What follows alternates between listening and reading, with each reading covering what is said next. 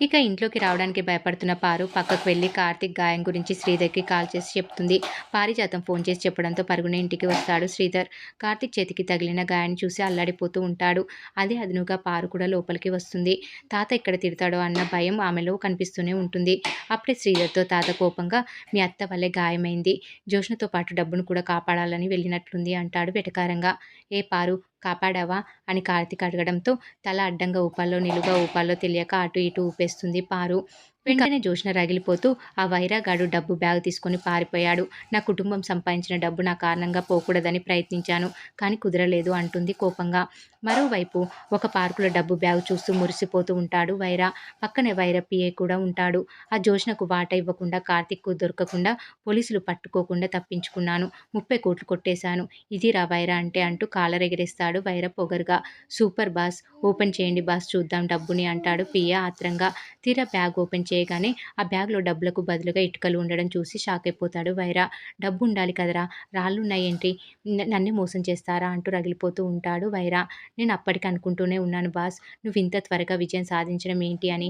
No doubt boss డబ్బు వాడి దగ్గరే ఉంటుంది అని వైరా పిఏ చెప్పడంతో కోపంతో రగిలిపోతూ ఉంటాడు వైరా. అప్పుడే ఇంట్లో కార్తీక్ పార్లు అస్సలు ట్విస్ట్ రివీల్ చేస్తారు. వైరా తీసుకెళ్లిన బ్యాగ్‌లో రాళ్ళు పెట్టామని తెలిసి శివనారాయణ సహా అందరూ షాకయిపోతారు.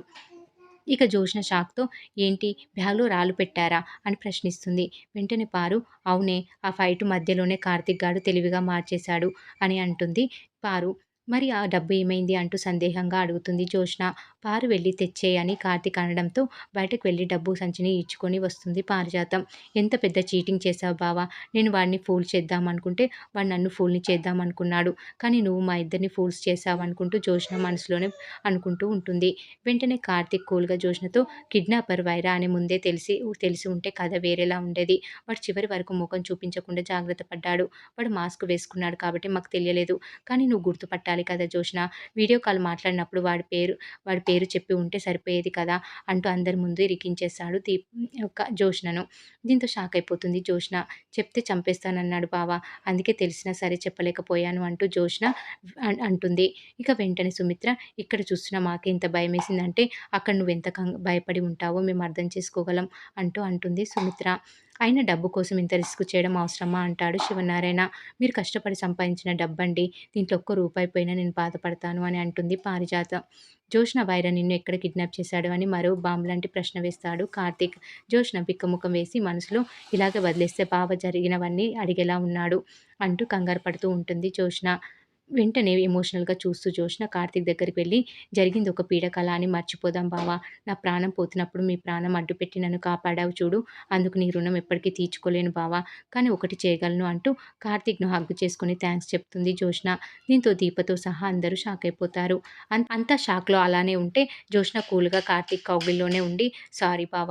నా కృతజ్ఞతని ఇంతకంటే గొప్పగా ఎలా చెప్పాలో అర్థం కాలేదు అంటూ దీపని చూస్తూ విలన్‌లా నవ్వుతూ కావాలనే కన్ను కొడుతుంది జోష్న దీపని చూసి. దీప కోపంతో రగిలిపోతూ ఉంటుంది. కనురెప్పల్ని ఎగరేస్తూ ఎలా ఉంది దెబ్బ అన్నట్లుగా చూస్తూ ఉంటుంది జోష్న. దీప అల్లాడిపోతూ ఉంటుంది. దీప గుండెల్లో రైలు పరిగెడుతున్నట్లు అవుతుంది. వెంటనే కార్తీక్‌ని వదిలి తల్లి వైపు చూస్తూ నేను చచ్చిపోతానని నాకేం బాధ లేదు. కానీ ఆ క్షణం కూడా మా మమ్మీయే గుర్తుకొచ్చింది. సారీ మమ్మీ ఇంకెప్పుడు నిన్ను బాధ పెట్టను అంటూ సుమిత్ర చేయి పట్టుకొని ఎమోషనల్ డ్రామా ప్లే చేస్తుంది జోష్న. వెంటనే సుమిత్ర బాధగా ఇదంతా జరగాలని నువ్వు కోరుకోలేదు కదా! కొన్నిసార్లు అంతే మన రాత బాలేనప్పుడు బాధపడాల్సిందే అంటూ ఉంటుంది సుమిత్ర. వెంటనే దీప అవునమ్మా రాతని ఎవరు తప్పించలేరు. కొన్ని ఎలా జరగాలనుంటే అలాగే జరుగుతాయి అని అంటుంది దీప.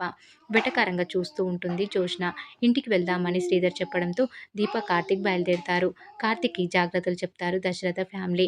ఇక దీప కార్తీక్ చేయి పట్టుకొని నడుస్తూ వెనక్కి తిరిగి జోష్న వైపు చూస్తుంది. జోష్న జుట్టుని ఎగరేస్తూ ఇక మీదట ఇలానే నీకు చుక్కలు చూపిస్తా దీప అన్నట్టు నవ్వుతూ ఉంటుంది జోష్న. దీప అయోమయంగా, బాధగా, కంగారుగా వెనక్కి చూసుకుంటూ కార్తీక్‌ని పట్టుకొని శ్రీధర్, కార్తీక్‌ల వెంట ఇంటికి వెళ్తుంది. మరోవైపు ఇంటికి వెళ్ళిన శ్రీధర్, దీపలు కార్తీక్‌కి అయిన గాయం గురించి కాంచనకు వివరిస్తారు. దాంతో కాంచన అల్లాడిపోతూ ఉంటుంది. ఆ సీన్‌లో అనసూయ కూడా ఉంటుంది. ఆమె కూడా కార్తీక్ గాయం చూసి తల్లడిల్లిపోతుంది. దానికోసం నువ్వు ప్రాణాలు పోగొట్టుకుంటావా అని ఇంట్లో కార్తీక్‌ని నిలదీస్తుంది కాంచన. మన ఫ్యామిలీ కోసమే కదా అంటూ సర్ది చెప్తాడు కార్తీక్. అలాగే శ్రీధర్ కాస్త బాధగా ఉండడం గమనించిన కార్తీక్ విషయం ఏంటని శ్రీధర్‌ని ప్రశ్నిస్తాడు. నీ కూతురికి ఏమైనా అయితే తట్టుకోగలవా? అంటే నేను కూడా నీలాంటి తండ్రినేరా?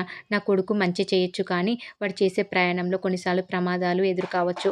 అప్పుడు మా గుండె వేగంగా కొట్టుకుంటుంది అంటూ ఎమోషనల్ అవుతూ ఉంటాడు శ్రీధర్. శ్రీధర్ ఆ బాధలో అక్కడే కూలబడి కార్తీక్ ప్రాణాల మీదకు తెచ్చుకోవడం గురించి బాగా ఏడుస్తూ ఉంటాడు. శ్రీధర్ కన్నీళ్లు పెట్టుకుంటే కార్తీక్ కళ్ళల్లో నీళ్లు తిరుగుతాయి. మొత్తానికి శ్రీధర్ ఏ డైలాగ్ చెప్పినా అందులో కామెడీనో, ఎమోషనలో దాగి ఉంటుంది. అతని నటనకు కార్తీక్ యాక్టింగ్ తోడైన ప్రతిసారి సీన్ అదిరిపోతుంది. నా పిల్లలు బాగుండాలనుకునే ఓ సాధారణ మనిషిని మాటిస్తావా లేదా? మరోసారి మమ్మల్ని బాధ పెట్టకు అంటూ మాట తీసుకుంటాడు శ్రీధర్. మాస్టరు మీరు అలా బాధపడకండి. నేను ఈసారి జాగ్రత్తగా ఉంటాను అని అంటాడు కార్తీక్. శ్రీధర్ చేతిలో చేయి వేసి మాట ఇస్తున్నట్లుగా. శ్రీధర్ కన్నీళ్లకు కాంచన కూడా కరిగిపోతుంది.